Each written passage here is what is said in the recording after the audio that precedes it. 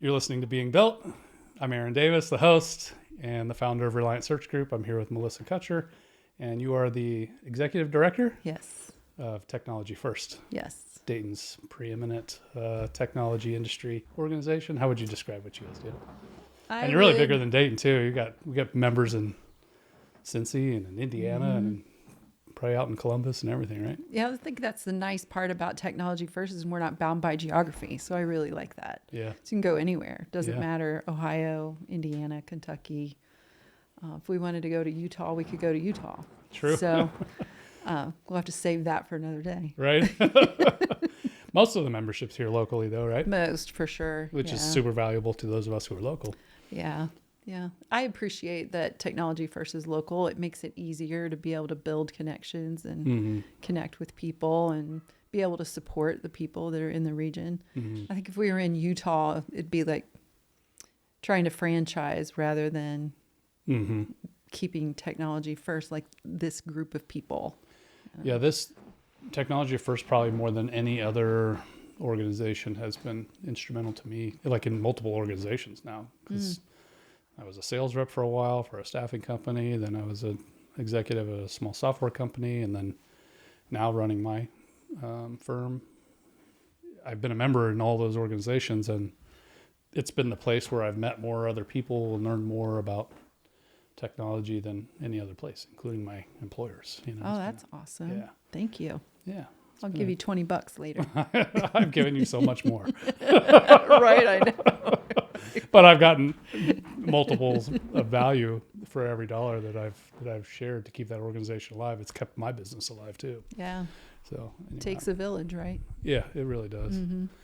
I mean, the taste of IT alone, like even if it just that event makes the whole thing worth it to me. But Yeah. anyway, you'll probably see more. We were talking about earlier about my team, Yeah. and you'll probably see more of them here soon because we need more excuses to hang out together. Yes. So anyway, thanks for buying the coffee and donuts and getting people together, because that'll be an Absolutely. excuse for us to hang out together Anytime. Anytime. too. You were asking about the name of the podcast. Yes. So when I started the podcast, I had a little bit of a bias toward interviewing tech founders. And so people who were building software companies or software products. And I was, in that space, it's kind of popular to kind of show what you're building along the way. And regardless of the level of maturity, showing off your building process is good marketing, right? It's good customer engagement. And so it was kind of like an appeal to that stakeholder group. But as the podcast experience matured and my partly our business started to get more into executive search, and I started to get more curious about senior level leadership hiring, and the conversations I was having in the podcast became more about those leaders and their leadership. We segued away from that primary focus more toward leaders and sure, what they're building, but even more importantly, how they're being built along the way. Yeah. So as the show became more of an introspective assessment of leaders and how they were growing, the show's meaning, or the title of the show, became more about that leader and who they were becoming. So that's what being built means. Constantly developing and changing. I like it. Yeah. That's why I'm going to grill you today about how how you've come this far and where you're going and how you're growing. Anyway. I was just thinking, have you talked to Mike Phillips yet at Wright Pat Credit Union? No, but I think he and I have had a phone conversation, but I don't know him really. He would be good. Okay, really? Yes. All right. Great career path. Okay. Yeah. Yeah, I'll connect with him. I haven't, it's been a while. I had a brief phone conversation with him or a single phone conversation with him a while back, maybe a year ago. So I'll catch up with him again. Thank you. Yeah, my pleasure. Yeah. I can make that connection if you like. Yeah. Okay. That'd be helpful. Thank you. Look at you making connections. It's what we do all day long. I'm supposed to be isn't showing it? you off to the world, showcasing you and all of your capabilities and value and learnings. But you're making connections for me. I love it. Oh, my pleasure. But that is one of your values, I guess. You're a great connector. Yes. Yeah. It's one of my favorite things. Yeah, it is. I feel like every time you and I have interacted, you've introduced me to somebody. Yeah, I think that's important. How much responsibility does technology first play in general for like making connections? Like, I know you have personally introduced me to people, but like, is that part of your charter? Like, how do you measure that? And like, what I guess what kind of like priority is that to you as an organization? That's interesting. I feel like because of our 3 pillars, connect, strengthen, champion, connect being the first pillar, I think it's very important for us to be able to make those connections. Not only can we as technology first team make connections, so introducing you to other leaders around the region or beyond the region, but not only that kind of connection, but as your team or you're at an event and then you're connecting with other people. So I think that connection piece is extremely important and a big part of our pillars. I feel like really the most important one, because here we are, we're all sitting in our offices probably all day long, whether you're in a large, 500 people office or you're sitting in an office by yourself. It still can be very lonely. And to be able to connect with someone, whether it's on what's your favorite bourbon, what music are you listening to, or hey, I have a personnel problem, or I'm developing this and can I pick your brain, or we just had a cyber attack and I don't know what to do. And, who are the good vendors we need to talk to? So I think those kinds of connections are super important. Do you ever run out of new relationships to create? Not yet. Does it feel like it slows down at some point? You've been doing this for a decade, right? How long have you been running technology first? 6 years. 6 years, okay. But you've been a connector longer than that. Yeah, forever. So after 6 years running technology first, has it slowed down at all? Like the number of people you've had to introduce, or it seems like in a town this small that at some point we would all know each other. You would think, right? Yeah, it's so small, and yet it's not. Right. This isn't Mayberry. Yeah, right? I mean, even I can't remember. I was at a meeting earlier this morning. Other executive directors from nonprofit organizations were coming together, and the number of names that came up, I'm like, I don't know that Never heard of person. them. Yeah. Don't know that person, but I'm going to reach out to them so I can, learn more. Yeah. So yeah, no. My experience has been the same. I mean, I still mostly do business locally. I mean, maybe 80%, 75%. And locally meaning like Cincy, Dayton, a little bit Columbus. And I meet somebody new every week. Then I've been doing this for almost 20 years. So it's nice to be small enough that every event I go to, I see somebody familiar. Yes. It's nice to, because I've just been like pretending to be an extrovert for the last 20 years, but I really take a lot of comfort in seeing familiar faces, Yes, same. It's like walking into an event where I know nobody is not that fun to me. It's very challenging. Yeah. But it's still nice to meet new people. You know what I mean? So we're a little bit spoiled here. When you say about 80% of your business is local, so that's not normal. That's just because I just end up doing business with my friends and end up being friends with my customers. And I like to like the people I work with. And so that has nothing to do with our strategy. That has everything to do with my comfort. I just like working with people that I know. I told you I have new people on my team. So we've talked a lot about like, where do we want to grow? How do we want to grow? There's a difference between like us as an organization and our strategy and me as a person and my preference. But me as a person and my preference, like I really like knowing my customers' kids and like being connected to people that I spend time with. Yeah. And I spend a lot of time with customers, Quality time. Yeah. Sometimes I spend more time with them than they would like. We don't like it when the search goes 3-4 months or whatever. But could you fill this faster, please? Right. Could you hurry up? I'm tired of these meetings. Some go fast, some don't. But in either case, I stay connected with folks over time, and I like it when they're I really like when they're local, because I saw a customer and his daughter at Penn Station or the sandwich place or whatever, and like, hey, what's up? How are you? Yeah, nice to meet you, whatever. And it's kind of fun to connect with people on multiple levels. You know, it's harder to do that remotely. So it's not that I don't like hiring people in Michigan and California and Florida, and we've done all of that. It's just that I tend to pay more attention to building relationships locally, you know? Yeah, I think it's a great testament to who you are as a person, because I don't know that that's like your typical sort of relationship. It can be very transactional, where I feel like the relationships with you are not transactional. So they're good quality. True. True. For better or worse, like, I prefer to be known and to know. Yeah. You know? Yeah. That's why I've never had a lot of success or spent a lot of time or attention in kind of cold calling stuff. Like, you can set up outreach farms or whatever that just kind of bot away at,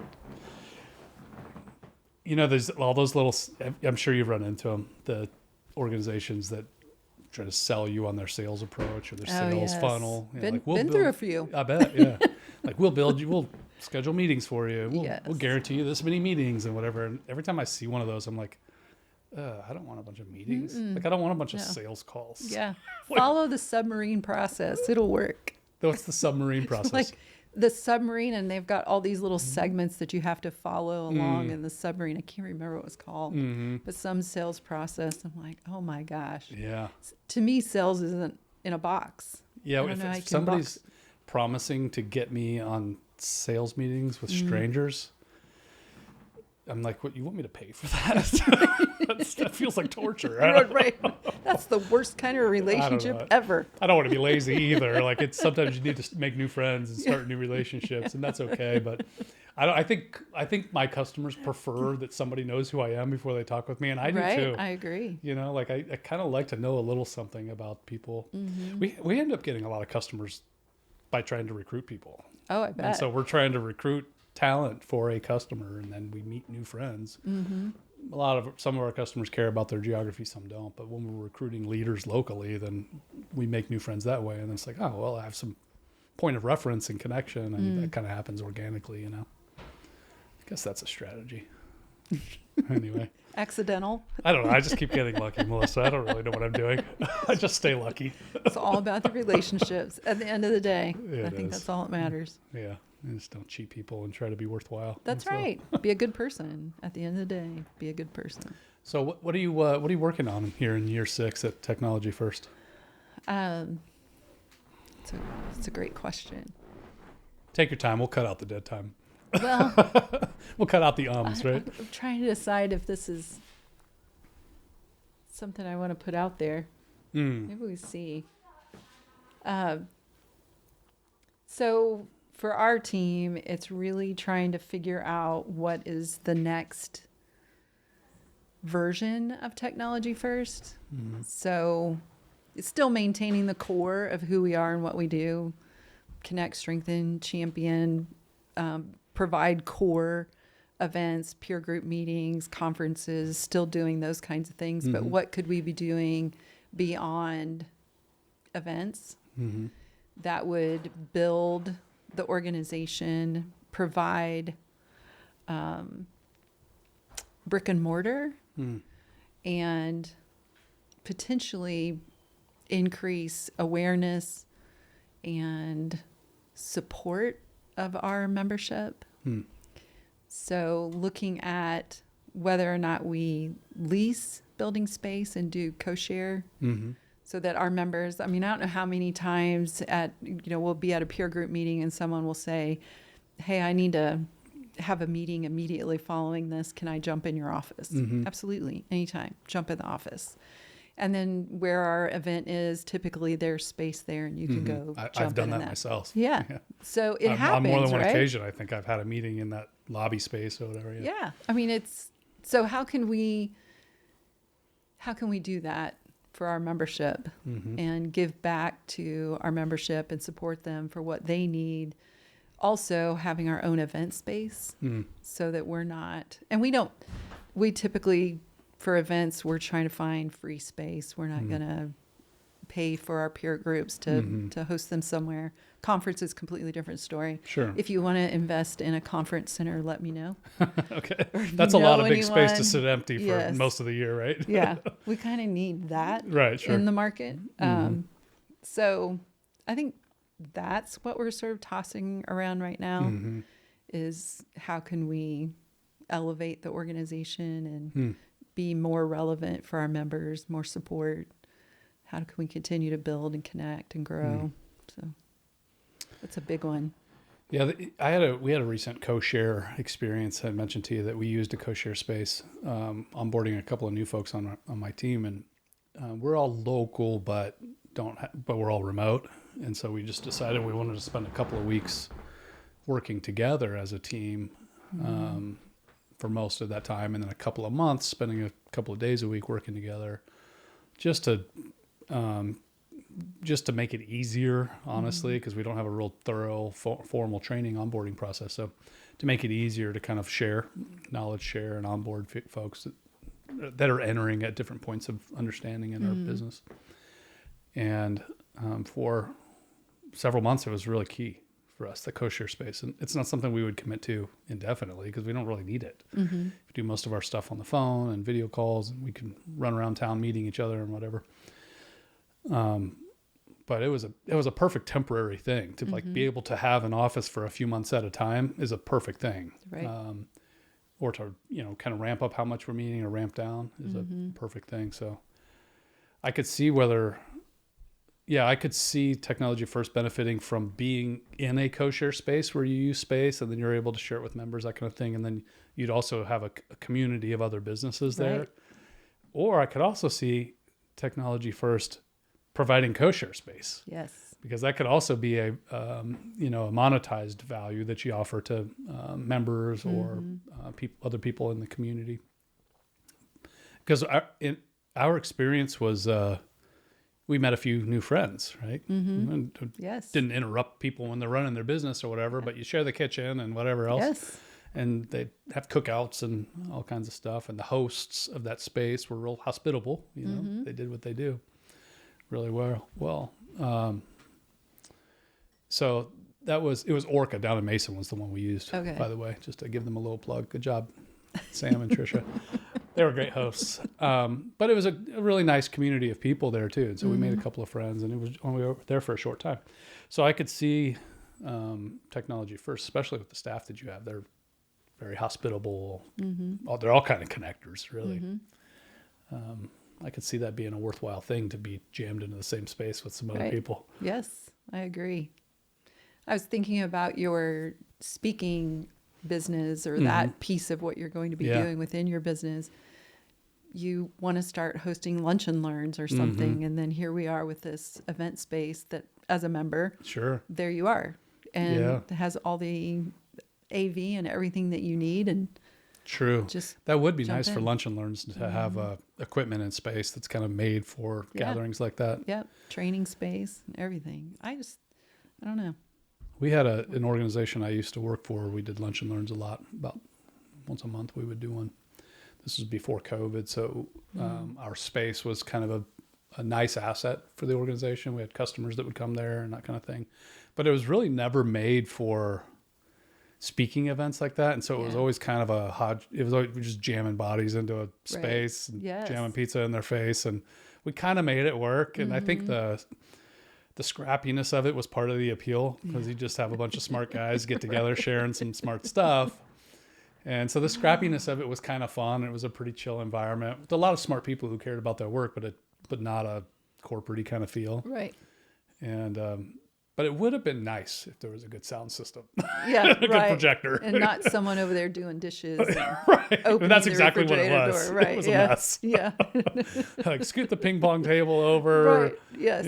Can somebody stop the dishwasher or whatever? The bathroom's right there. It's exactly what it was. Yes. I think you must have been in the space I'm talking about.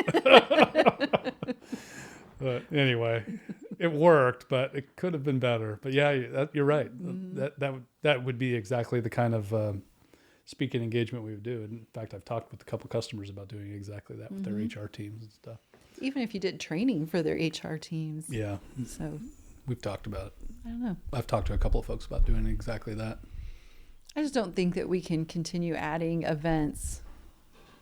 Eventually, I mean, you could any day of the week probably attend 10 events throughout a day. Mm-hmm. Pick any day of the week. Mm-hmm. In our region anyway, there's just a ton of events that are you're able to attend. So I feel like adding more events is probably not the best thing for us. Definitely can't add more conferences. We already do 4. Mm-hmm. So, continue to increase the quality of what we're doing. But yeah. Yeah. I like that idea. Like pay for some hotshot speakers to come from out of state and that kind of thing, and create some more like unique expertise value and charge more for it. Yeah. I think your stuff feels almost free. Like it's so easy to just show up and it costs nothing. Mm-hmm. I don't think it would be hard to ask a little more to be able to provide a little more, right? Well, I think that's where or for me especially, is I need to do a better job of reaching out to people in our community like you and say, who are you talking to that you think would be a great speaker for? And being able to share that kind of information and make those kinds of connections so that we can further, the knowledge share in the region. I think that would be beneficial. Mm-hmm. I don't have any. I steal all of my smart connections from your events. Right. That's not true. I show up at your events. I'm like, wow, he did a great job on that panel. He should be on my podcast. Let's do this one. That does work actually. But I'm sure you guys could do exactly that. And to your point, all your members are attending events at other organizations too. So they're also connecting with and observing other great speakers and minds and stuff. So yeah, you're right. I think that shakedown, like what great presentations have you seen lately? Yes. Yeah. I got one for you after this, I think. Oh, good. There was a shop in Columbus that did a really good AI presentation at a thing I went to recently. Good. The other thing that might be of interest, I'm just not sure how you do it, is advocacy for getting computer science in high schools as a requirement. Mm-hmm. So I think there was a bill recently passed by the state of Ohio to require seniors to take at least one computer science course before they graduate. I'm just not sure that that's enough. Mm-hmm.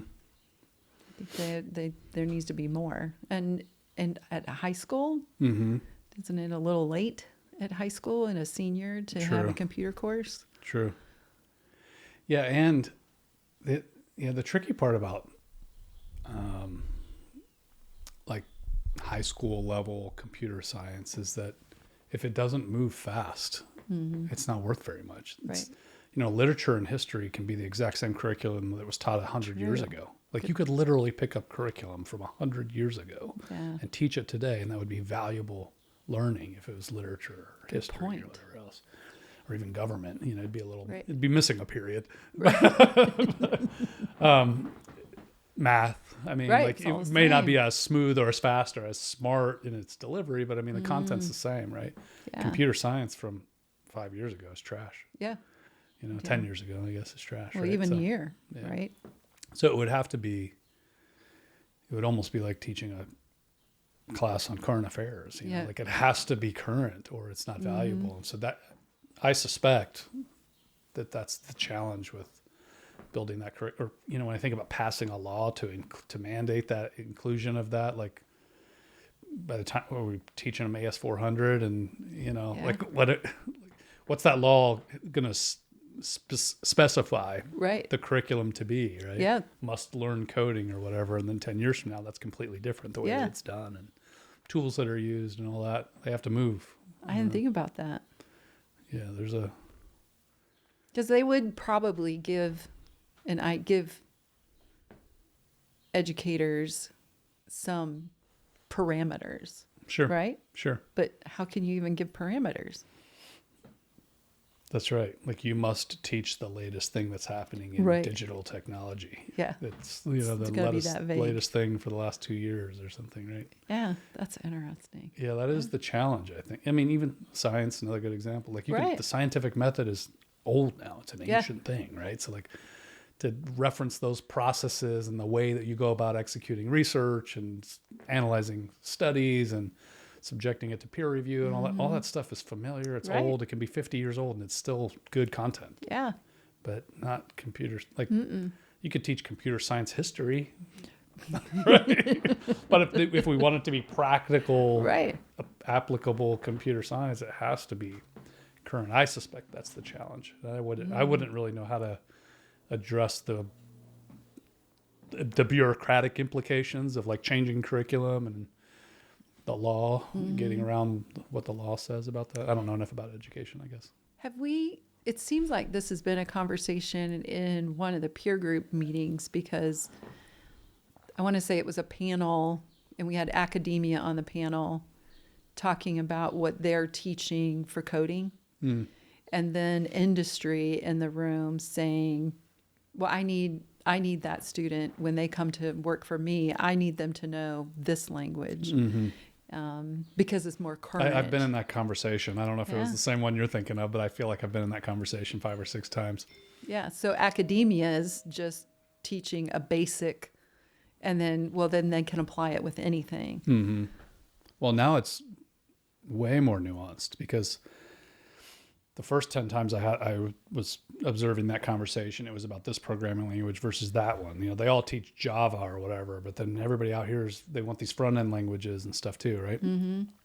Or mobile was the hot thing. We need them to know how to code mobile, whatever, and that went through iterations.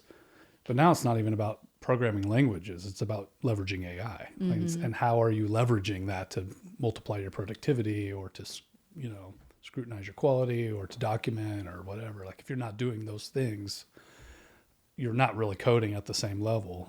And some would argue that you can multiply your output by having it actually write lines of code and that kind of thing. So anyway, that's a whole different thing too. And that, like, nobody would have known, well, some would have, but people who write bills about education wouldn't have known to include, to provide for that evolution. Yeah. Right? Yeah. And then here it is. And it'll happen again in some unexpected way in the next couple of years, right? Right. Yeah. Are you seeing that in your recruiting, that AI is part of what leadership is looking for? Yeah, some of it, some spaces, because we get into a lot of tech stuff. And so there are some spaces where that's a demand or a desire for an employer.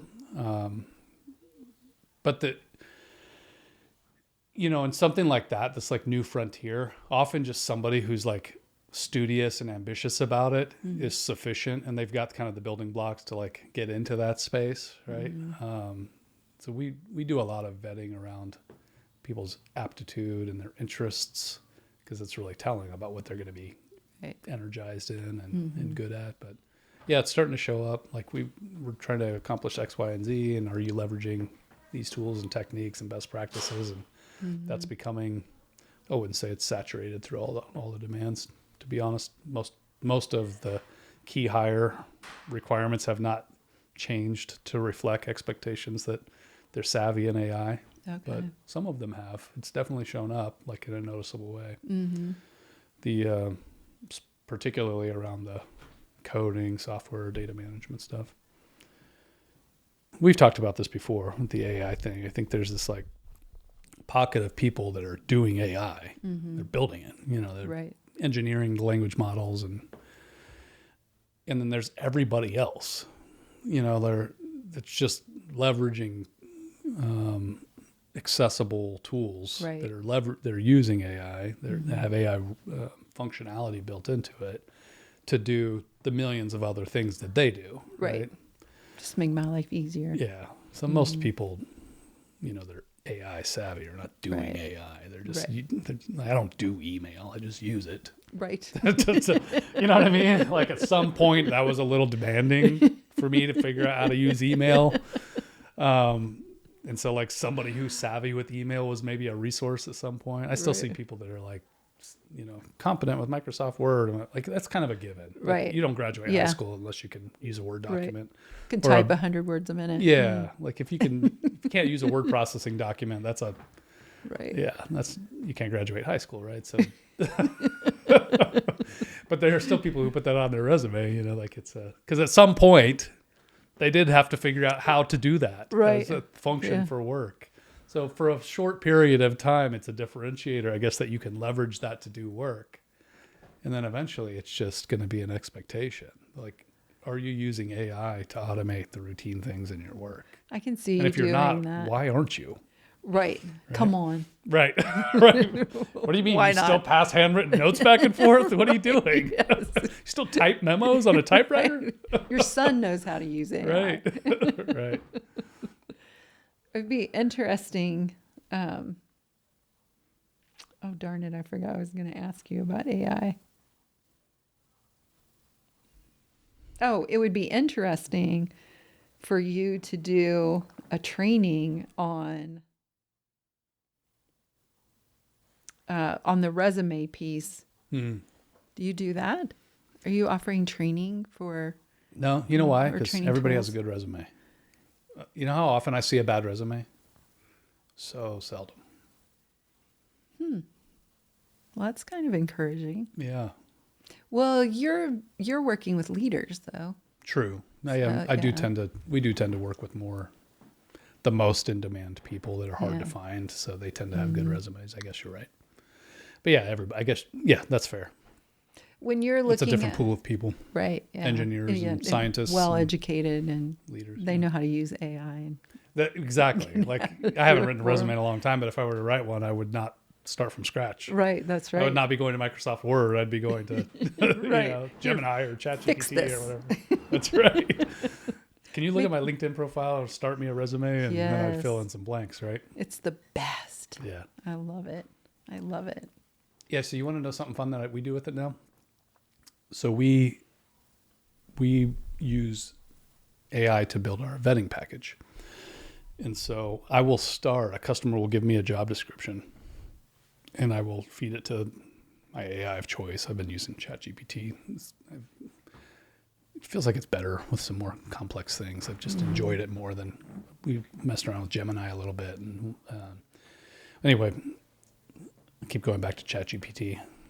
Plus, I love Operator, the one that it'll navigate a browser for you. Yes, I like that. It's really fun. Anyway, but I will say, hey, tell me what the key decision criteria are on this job. Like break it down to 3 or 4 things at the most.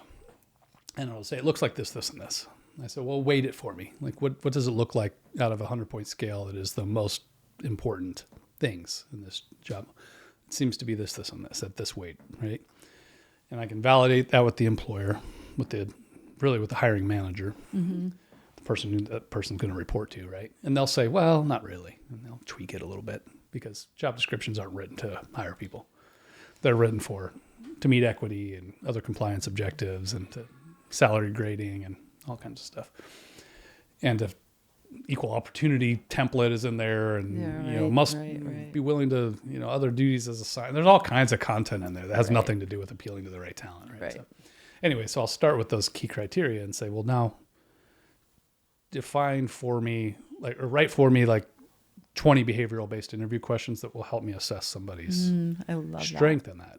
And just like that, I'm starting the conversation with the candidate in a more intelligent way, because I'm not saying, well, tell me a little bit about yourself. Right. Which, right. we make room to be humans and get the overall summary or whatever. But so this job is about, network engineering.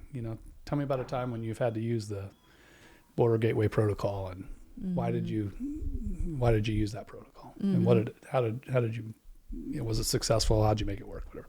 I'm just making stuff up here, but, but it will prompt me with intelligent content that's brighter than my, firsthand knowledge. Yeah. That's relevant You would to have exactly gotten there. What's that? You would have gotten there. In many, many more hours. Yes, you're right. With much more research. I used to spend a ton of time on Wikipedia. Recruiting for me used to, it still requires a lot of research because I've got to be conversant in this stuff, but I'm loading the conversation into my head in a much more efficient way. So behavioral-based interview questions, build me an interview guide. I'm doing an interview assessment template, again, that's like prompting me to rate people on these 3 or 4 key criteria, reference checks fed with behavioral-based reference check questions that intentionally focus on the most important criteria. Wow. And all of that can be done in like 6 minutes, Yeah. not 6 hours or 6 days, but like a couple of minutes.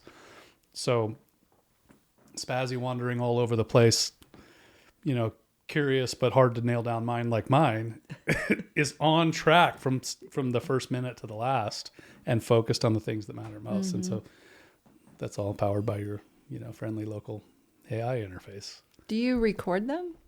And Record then what? record the interview and then have it run through AI to objectively score? There are tools for that. And there are tools that claim to know if somebody's BSing, they can look at their face and whatever, but I don't use them. Yeah. I all those tools that do that are trying to replicate the efficiency of a human to do that. Right. I think humans actually do it really, really well. Okay. A friend actually who was in this podcast referred me to a book called Cues, and it made me so self-conscious because it was a really cool book, but it talked all about how we send signals to each other intentionally and unintentionally, most of which are unintentionally. This is what you're saying, and that's how people are interpreting that, or whatever. I'm like, wow, we're really processing a lot. Yeah. And interpreting based on our own biases and beliefs, not necessarily what you intend. That's the key right there. So when you nailed the key right there, and why our approach using our vetting package is the way it is. So we don't outsource the observation and assessment process. Okay. We outsource the guide for the conversation. So I'm using a tool to help me stay completely focused on the things that matter most throughout the entire conversation. Not without taking some detours here and there to be a human being, right? Like we can have friends in common and know, oh yeah, I went there once or whatever, you can still be a human being, but you don't lose track of the place of where you're trying to get. You follow you can stop and eat there, but you're still going to get to California, right? We're driving west, right? So we're using the AI to stay on track, make sure we get plenty of content that's relevant, so that when we make that decision about that person, it's based on observation of a conversation that was focused, as opposed to just wandering around all over in a conversation. I like to just go from the gut and keep it casual. And I've had people who pride themselves on their interview skills that have told me, like, I just like to keep it conversational and casual and like see if we really connect. And that's good for making friends. Right. But you're trying to determine whether or not somebody can do a complex job or they're going to be great at something that's challenging. You should probably execute a rigorous process that forces the content that's relevant to those outcomes into the conversation. But to get to your earlier question, I don't outsource the analysis. If I'm driving the right content out of the conversation, the human analysis is very thorough. Like the ability of an attentive person to discern somebody's sincerity or to discern somebody's level of confidence about something, we're pretty sharp.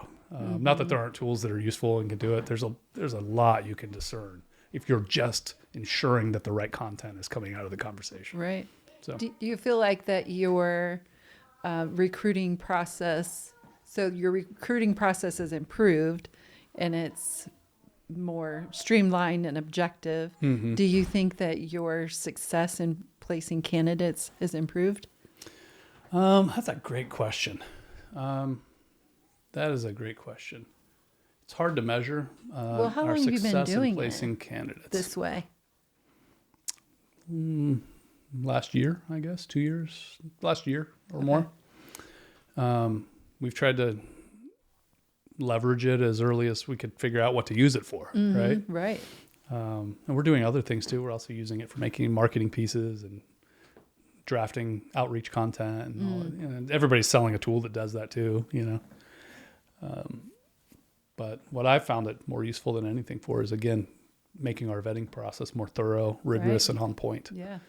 And as a firm, as a group of people, I think we're good at discerning what we're hearing in interviews, but it's kind of helped us ensure we get the right content. And then I can also You know what I think? Let me answer that question this way.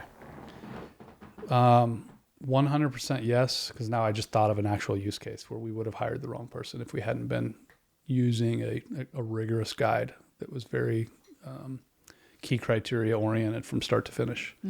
Because I think the employer, the executive that I was working for, had a strong bias for a candidate that through a personal connection and whatever else, and that's valid. I think there's usually good reason for that. But I ended up making a different decision in the end, and he has absolutely kicked ass. He's doing really well, and it's been a great success story. And I think that's due in part to the process consistency, the rigor and the consistency and the thoroughness of the process. So yeah, I think so. It has always been really hard for me to trust any tool or measurement of hiring quality. You can measure outcomes, business outcomes, but there's a lot of variables that go into that. So I tend to, you know what I trust most when it comes to that is an employer's instinct and their satisfaction or how impressed they are with that person. And that's one that, as I was talking, I realized, oh yeah, that was huge. And that would have been an outcome I know would have been different if I hadn't been prescribing this process. Right. You know? Huh. Well, that's cool. What about you? What do you use it for? AI. Yeah. I've used it recently for building KPIs for the team. Okay. So just putting in a job description and help me build some KPIs and really just to get me started. Yeah. It's like I wouldn't have thought that there should be KPIs for a marketing team member. Like I had no idea. So yeah, start there. Then you marketing can say, I tools. like that. I don't like that. Yes. And, just a brainstorm and a rough draft, right? Yep. We've used it for marketing tools, newsletter intros to kind of get me going on, this is the direction I want to go with the newsletter for the intro. And here's my, 10 sentences and off you go. So I like that. I did an interesting, for a personal, I volunteer for a Women in Christian Leadership. Okay. And they asked me to pull, they want to build an academy for women to teach ministry. Okay. So leadership, kind of different skills, but only for women that are Christian based, and wanted to know who's doing this in the area, Okay. not only in the region, but then statewide, and what are they charging and what's the capacity and those kinds of things. And I put the question in AI. It was the greatest thing. Really? Yeah. Because did the research for you essentially? All the research. Because isn't that amazing? I would have been, doing hours of Google search, trying to find who's out there and then going through their website, gathering data and and then it gave me links to go to their sites. I mean, it's just, It's like talking to your grandpa. That's what I feel like it is. It's like, Grandpa, what should I do? And then he has an idea and a phone number and a story. It's just like, awesome. It's consolidated into like a handful of valuable bits, right? Yeah. It is great. I know. I love it. I think it's phenomenal. It is. So speaking of women in leadership, tell me a little bit about your experience as a leader. Like when did you, well, let me form this question. Give me a minute. So what realization or learning has impacted you as a leader most recently? Oh, man. I have no idea. Well, let me give you another one. I'll give you another version of that question. Do you have a guiding principle or framework for what values matter to you when it comes to leading? Potentially. So I don't know if you know this or not, but my motto has been, we don't save lives here. Okay. Have you heard that? Heard me say that? No, but you do have such a calm, cool demeanor that doesn't surprise me. Yeah, right. It just you have a very disarming, like calming vibe about you. Yeah. I mean, to me, at the end of the day, we aren't. I mean, there are organizations and there are positions where they are saving lives. For Technology First, we're not. And I really feel like at the end of the day, your job's never going to love you back. And we need to take care of ourselves and our families, and then the job's going to be there. Yeah. And then if it's not, there's another one out there, and you probably know a recruiter that can help you find the next one. So True. yeah, that's been my big motto for several years. Just When you said that, I thought about this. One of the prevailing values that I've in my kind of thought process or whatever leadership has been this like measuring your experiment, or like what's the cost of an experiment, or how big will the explosion be? Like how big is the explosion, or how big is the breakthrough? Like comparing those two things, and you could use whatever analogy you want. The risk versus reward, whatever, right? I just like the idea of explosions in the lab because I think people tend to think like, well, what if people don't respond to that messaging? Right. I don't know. Then who cares? Yeah, then they don't. Try something else. Right. Yeah. What if nobody likes the social media post? Then nobody will see it. Yeah. Right. It's fine. Because it won't be popular. Right. So Yeah. it won't matter. Really? Doesn't matter a minute from now. Yeah. But that, what you said, we don't save lives here, made me realize that there are, like, you guys do important work, and I think the work we do is important, but we're not running an emergency room. Right. Yeah. And so there's a lot of room to experiment and fail. Yes. There's a lot of room to like mess things up or try things, so I thought of it in the context of experimenting and tinkering. And I think sometimes I have a staff that is often engaging with leaders who are functioning and responsible for a higher level of things than they are personally, right? So there's a lot of deference, I think, and there can be intimidation at times when you've got a kind of junior or staff level person who's interacting with an executive, for instance, or whatever, might be a little bit hesitant.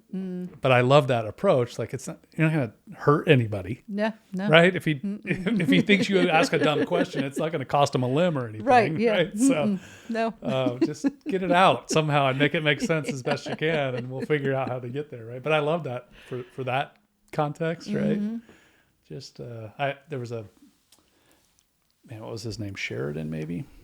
Wrote a book, Joy Inc. that influenced me a lot. A friend turned me on to him, and we visited their shop, and I think his name was Rich Sheridan. Ran a software company up in Michigan, and when we went to visit their shop, one of his recurring statements was just run the experiment. You know, like define your parameters. What are you willing to risk? How big is the and that's my thinking or whatever that I've added to it. Is like, how big will the explosion be? How big will the breakthrough be? And if those things are tolerable, right, and they're worth it, then go for it. Yep. But they say experiment, or if you're going to fail fast. I'm like, let's fail forward, and if it didn't work, let's try something else. And so, in your experience, being a calm, chill leader who reminds people that they don't save lives, has anybody taken advantage of that? In your experience, have you seen people inclined to take advantage of your calm, cool approach to leading them? Yeah, I don't think so. No? I think, we put people in place that we know live for the mission, or, really, it's not necessarily, not necessarily driven by the paycheck or the personal drive. They're more driven by, what can I do to help you? How can I support this organization? What can I do for this community? Those kinds of things that are important. And I think when you put those kinds of people on your team, they're more driven towards making that successful. And so to be able to, for I don't care if you don't work on Friday. It doesn't bother me at all. If you need a mental health day, or you need a break and you need that for a week, I think you need to do that. But I don't feel like anybody has taken advantage of that kind of. Sounds like you've got a good model for hiring, a template of sorts. Probably not. But if that's what you have, you've assembled a group of people who you trust operate by a certain ethic or a certain drive. Yeah. Do you feel like you hire people like you? Do I? No. On purpose? Yeah. I'm pretty well aware of how we all just sat together and worked together all day. Like me and three of my teammates or whatever. So the four of us all just shared a square table today and we're staring at each other all day. And it's funny you asked that because I was just thinking about how different all three of them are from me. Yeah. They're like me in a lot of ways that I think most recruiters are alike. You know, they're all kind of people and relationship-based people and, you know, of a certain level of intelligence and education and that kind of thing. Sure, there's similarities in all of us, but personality-wise, you know, like what our, you know, parents did to mess us up or whatever is all different. Right. You know Yes, what I mean? yeah. I love that. Love you, Mom. Love you, Dad. I'm just teasing. But anyway, but you know, like the things that have made us our own little version of ourselves or whatever, our quirks are all very different. And the tendencies and the biases that each of us have are pretty different. And I think the conversation accidentally got into like religion and politics today. And there was definitely like,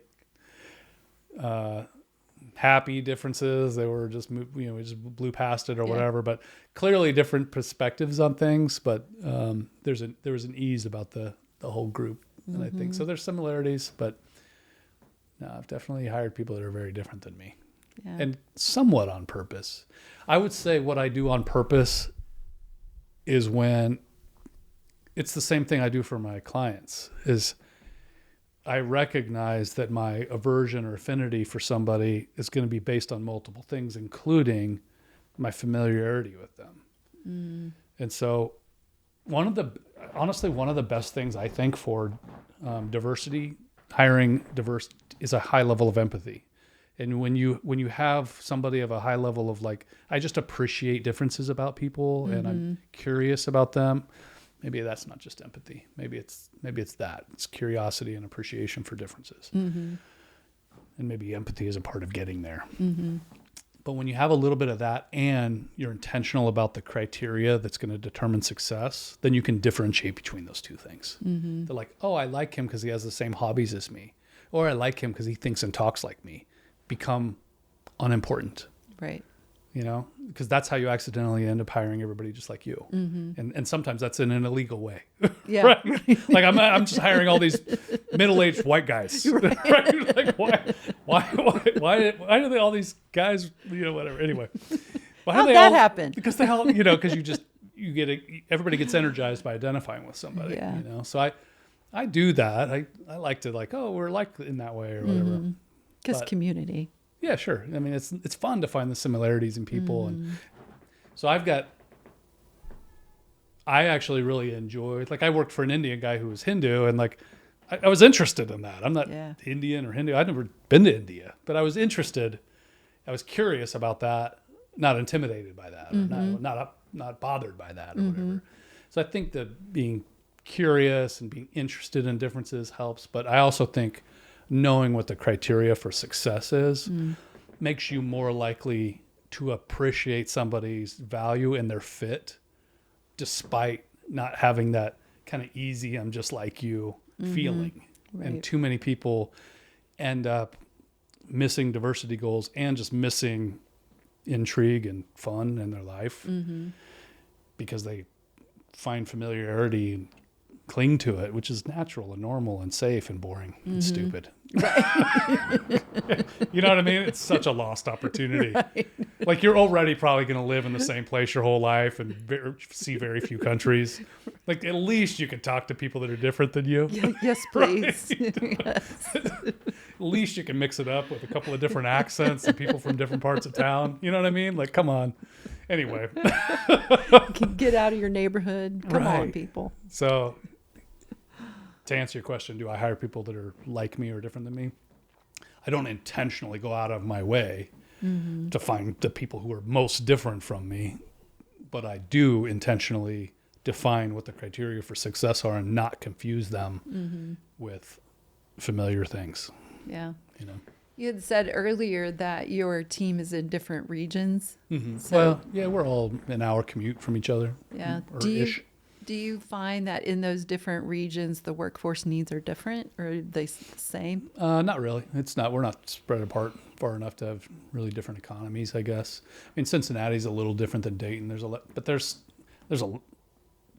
a lot of manufacturing in both towns, but maybe that's a little more concentrated in Dayton, I guess. But it's not that different.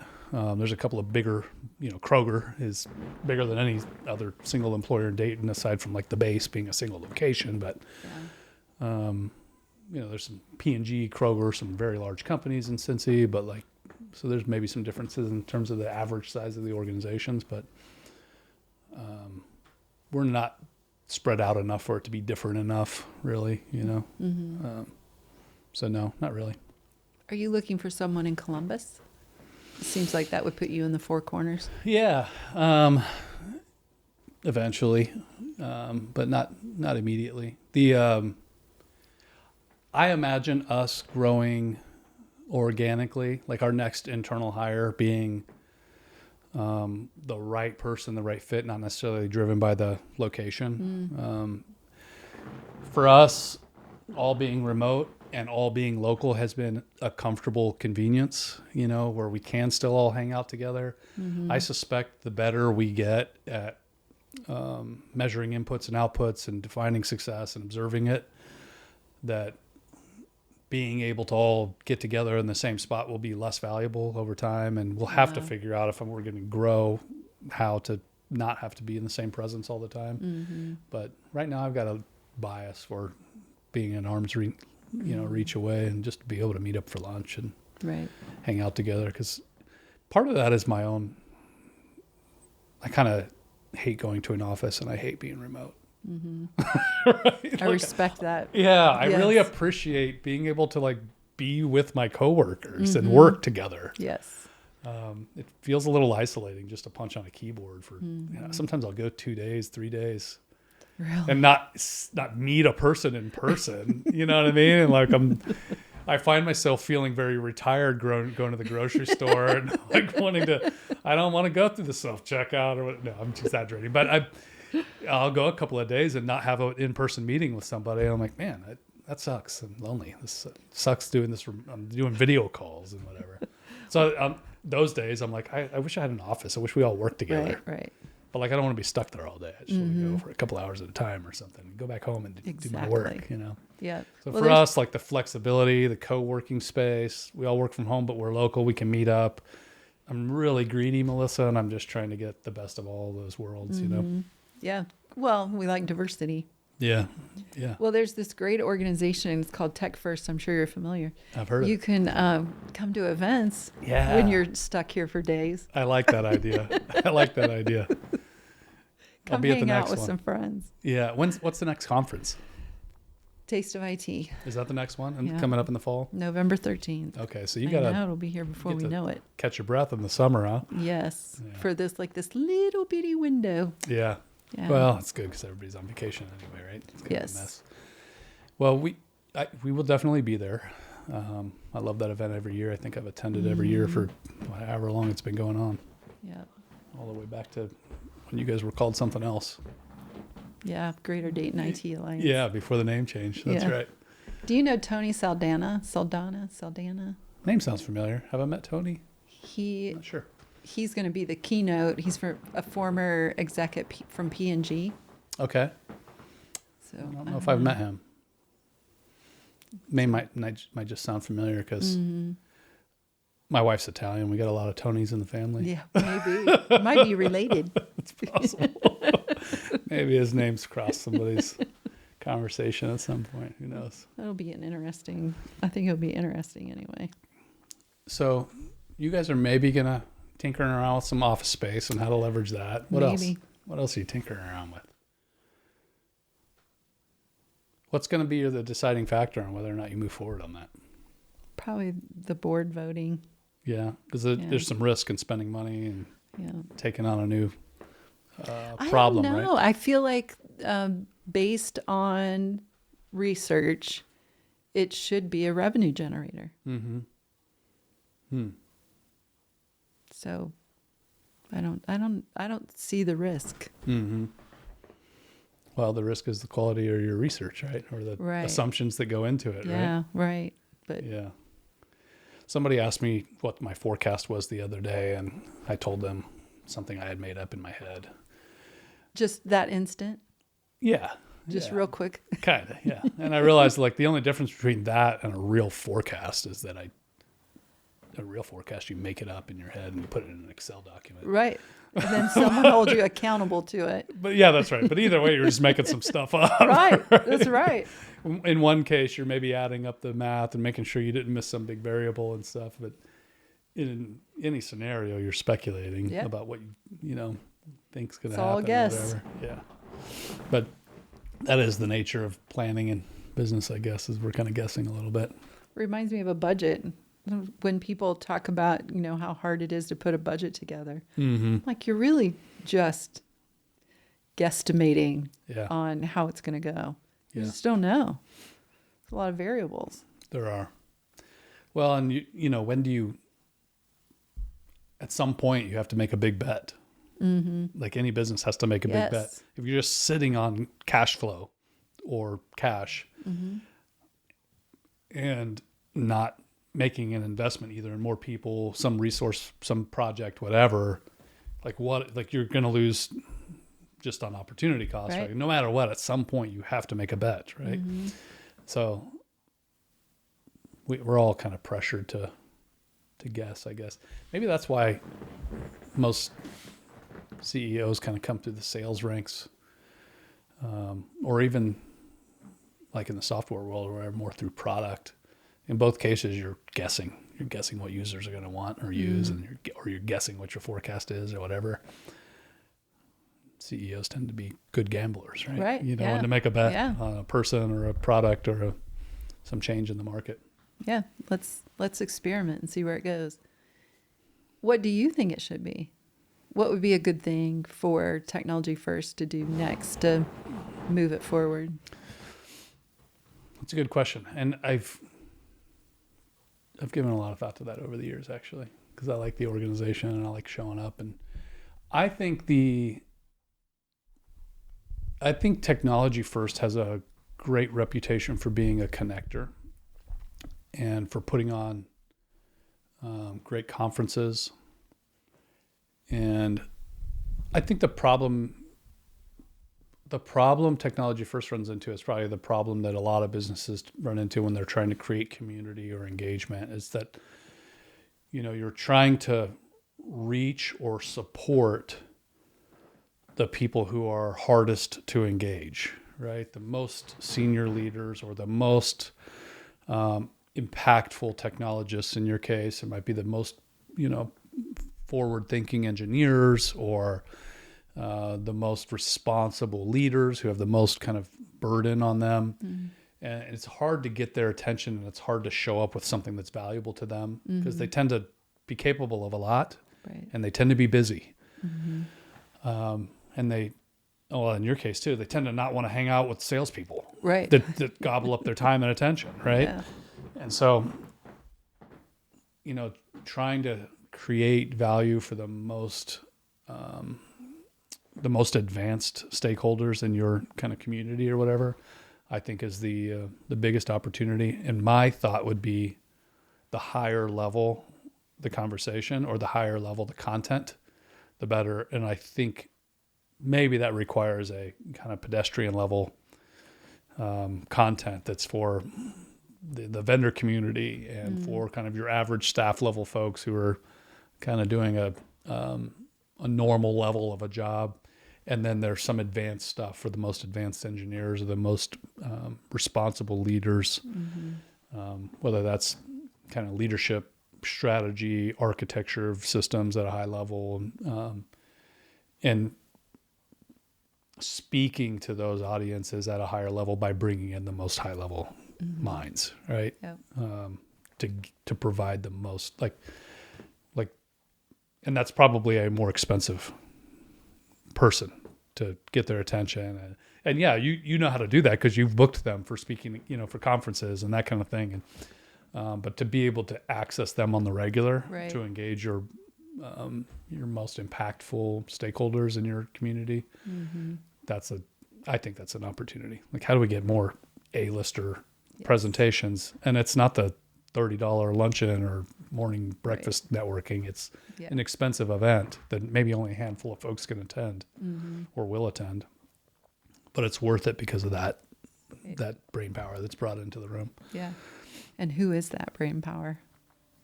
That's where I struggle. Who is it? Yeah.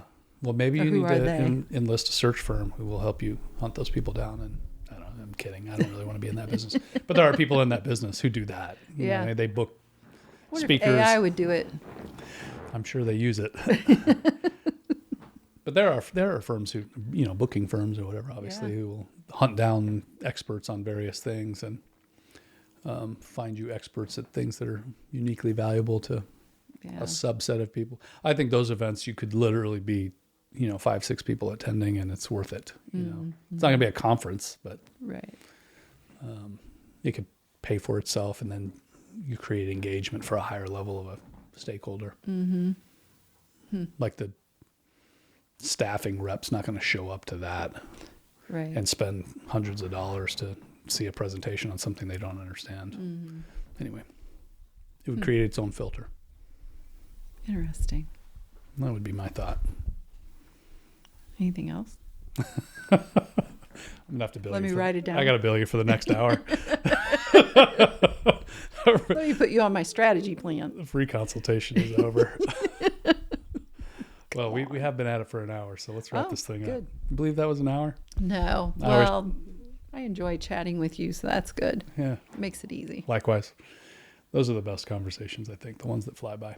Well, you and I can squirrel with each other. I don't know how many topics we covered. Plenty of them. We Plenty. jump over everywhere. We cover a lot of ground, don't we?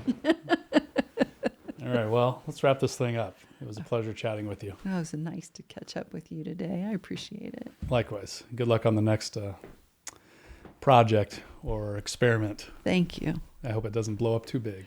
Don't let it destroy your lab, Oh, it depends. Like, is blow up good? I like blow up good. Let's blow it up. Yeah, blow up a little bit.